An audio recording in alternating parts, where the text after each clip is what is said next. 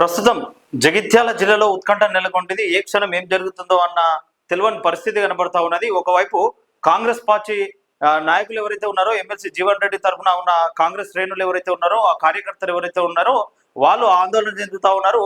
మరోపక్క అక్కనే బీఆర్ఎస్ లో ఉండి ఒకటేసారి కాంగ్రెస్ పార్టీ కండువ కప్పుకోవడంతో బీఆర్ఎస్ పార్టీకి చెందిన కొందరు నేతలు ఆ ఎమ్మెల్యే ఎవరైతే ఉన్నారో డాక్టర్ సంజయ్ కుమార్ దిష్టి బొమ్మను దహనం చేసిరో అక్కడ నిరసన తెలుపుతా ఉన్నారు.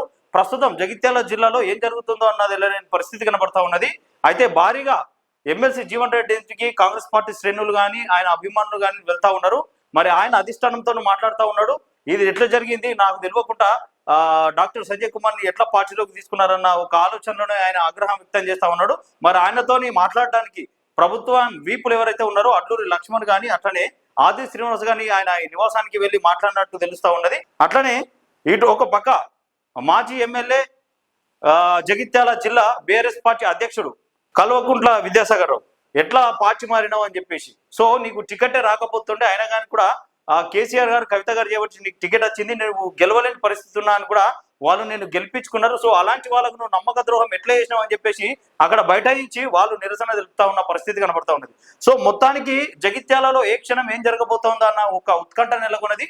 మరి దాని మీద చాలా మంది ఈ కాంగ్రెస్ పార్టీలో ఉన్న నేతలు ఎవరైతే ఉన్నారో ఈ జీవన్ రెడ్డిని అంటే బుజ్జగించడానికి వెళ్తా ఉన్నారు. ఆయన కూడా ఆయన మారం చేస్తా ఉన్నట్టు కనబడుతున్నది.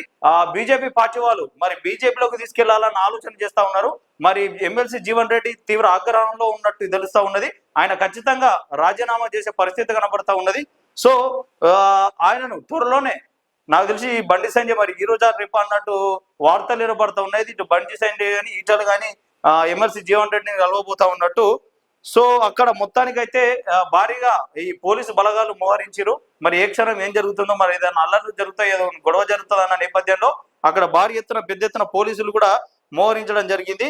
అయితే మరి భవిష్యత్ ఏంటిదన్న ఒక ఆలోచనలో ఎమ్మెల్సీ జీవన్ రెడ్డి కూడా ఉన్నారు. ఒకవేళ రాజీనామా చేస్తే మరి తన పరిస్థితి ఏంటి, ఏ పార్టీలోకి వెళ్ళాలా, మరలా ఏం చేయాలన్న ఒక ఆలోచనలో కూడా ఎమ్మెల్సీ జీవన్ రెడ్డి కనపడుతూ ఉన్నట్టు తెలుస్తూ ఉన్నది. సో ఇదే ఇప్పుడు సోషల్ మీడియాలో వైరల్ అవుతా ఉన్నది. ఎమ్మెల్సీ జీవన్ రెడ్డి రాజీనామా లేఖ ఏదైతే ఉన్నదో మరి అది చేస్తారా లేదా ఇదే పార్టీలో కొనసాగుతారా, రేపు రాబోయే రోజుల్లో పరిణామాలు ఏ విధంగా ఉండబోతున్నాయి.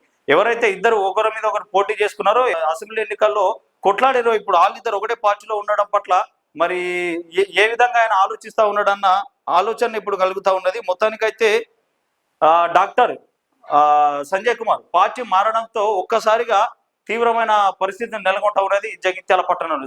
చూడాలి మరి రాబోయే రోజుల్లో ఏం జరగబోతా ఉన్నది, మరి ఈ పరిస్థితులు ఎట్లా నెలకొంటాయి. మరి దీనికి సీఎం రేవంత్ రెడ్డి ఏమన్నా రియాక్ట్ అయ్యే పరిస్థితి ఉన్నదా, ఉప ముఖ్యమంత్రి బట్టి గాని అట్లనే మంత్రులు ఉత్తమ్ కుమార్ రెడ్డి గాని ఫోన్ చేసినట్టు మంత్రి శ్రీధర్ బాబు కూడా ఫోన్ చేసి మాట్లాడినట్టు తెలుస్తా ఉన్నది. అయినా కూడా జీవన్ రెడ్డి ఆగ్రహం మాత్రం తగ్గనట్టు కనబడుతున్న పరిస్థితి కనబడతా ఉన్నది. ఓకే, చూడాలి మరి కాసేపట్లో ఏం జరుగుతుందో. మరి బిగ్ అప్డేట్ ఉందని మేము ముందుకు వస్తా, చూస్తూనే ఉండండి టైమ్ లైన్ న్యూస్.